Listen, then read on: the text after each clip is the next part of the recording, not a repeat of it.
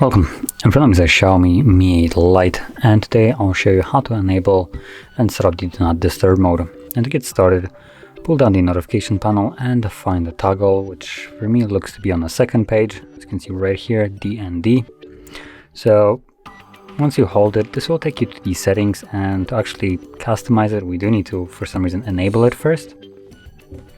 As you can see from here, actually, there we go, Do Not Disturb mode. Once you enable it, you have the settings visible, so we can change who can call us, notified about repeated callers, so if someone calls us twice within a 15-minute period, we will be notified about it. Then remove notifications from popping up, and schedule time, which allows you to set up a schedule for Do Not Disturb mode, so it will turn on and off at a given day of the week and time. Now, once you set it up, you don't actually have to go back to it. All you need to now is simply toggle it on or off whenever you need it by tapping on a toggle like this.